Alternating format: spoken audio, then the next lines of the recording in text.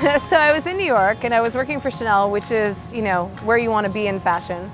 And I had a great job and was very excited about that. But every time I went to work, I was thinking about surfing.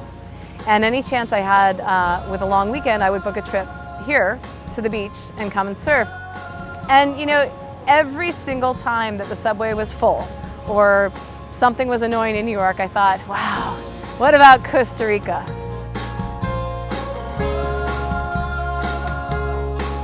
And then I lost my job. Hi, I'm Helena Fogarty, and I'm the CEO and founder of Miola, Sexy Bikinis That Stay On. So I was sitting at home, looking for work, and I thought, why don't I come down here? So I came down here and then, made the decision that I was ready for a big change. It was when I first moved here and I was surfing every day, and you need something to stay on when you're trying to, be out there and surf 10-foot waves or 8-foot waves or even 3-feet waves, because you don't want to get clobbered while you're searching for your top. That's when the light bulb went off. I have the experience in fashion and I have an MBA and I need it. Miola means my wave, first of all, and Miola is Sexy Bikinis That Stay On.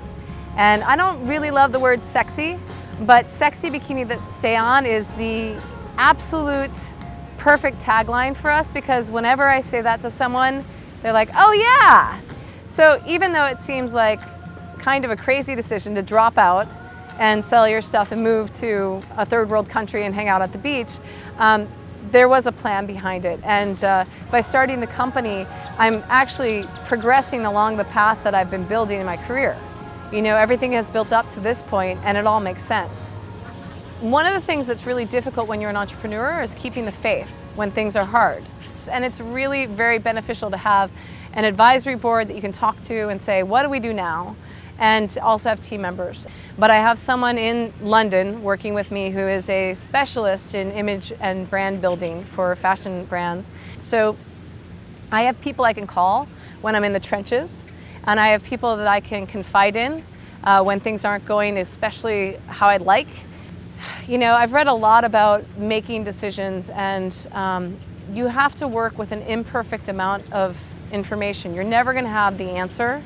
And so at some point you have to trust, your gut and go with it. And that goes with, whether pink's going to be hot or whether gold's going to be hot. And that also goes with, is it the right time to take on this additional burden financially?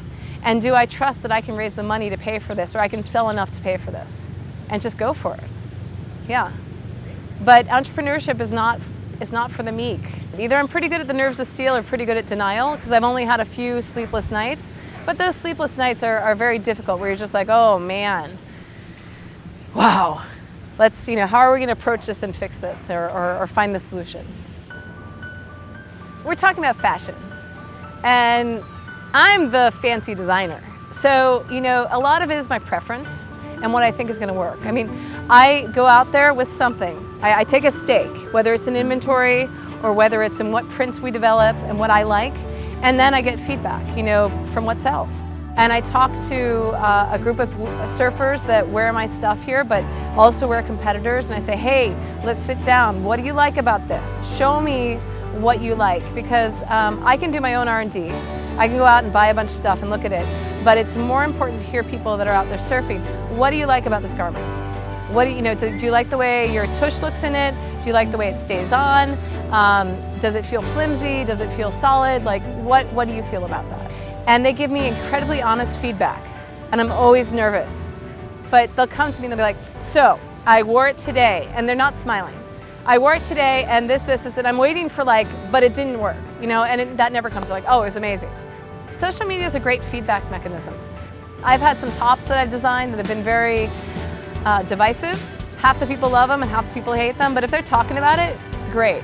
If everyone hates it, all right, let's go back to the drawing board. But social media is wonderful because you can get feedback right away. Facebook so far has been the most important vehicle for us, and now we're able to reach maybe 1% of the people who want to see what we put out there, unless we pay for it.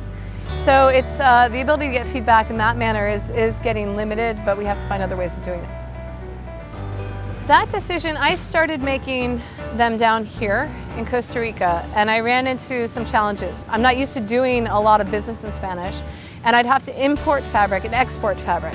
Or I can go an hour away and take a 4.5-hour flight to New York, where I know people in the industry who can connect me with the great manufacturers, and I can go around the block and pick up fabric and trimmings and get it all made in the US. And so that's the decision I made, to get the quality, consistency, and functionality I needed. Now, there's also movement, which is it's a funny thing, because by moving to Costa Rica and leaving New York and my hip, fashiony lifestyle in New York, I actually think I've become more hip and on trend, because there's a movement, there's the makers movement, which is, you know, things made in the US, things made locally.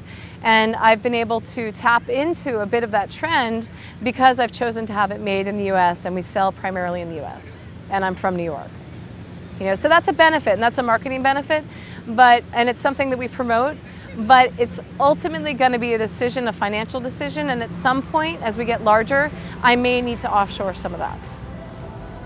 When I'm faced with a choice, I try to envision what I would do if I were 24 or 25 and really pushing hard, because that's what you need to do. Not necessarily be 24 or 25, but not, you know, have your entire life at stake and be taking care of your child, and, you know, this is your one way to go.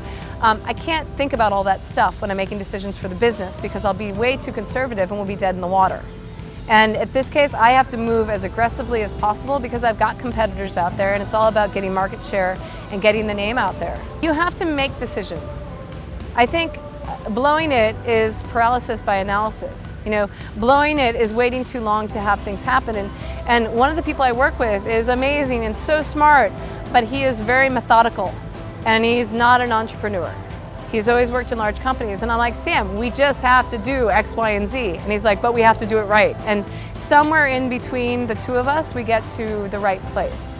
You know, and I just think that as a small company, moving, it's just like with your career, and moving and making a decision is never wrong. You're still moving. It's when you stop moving and you're like, I don't know where to go.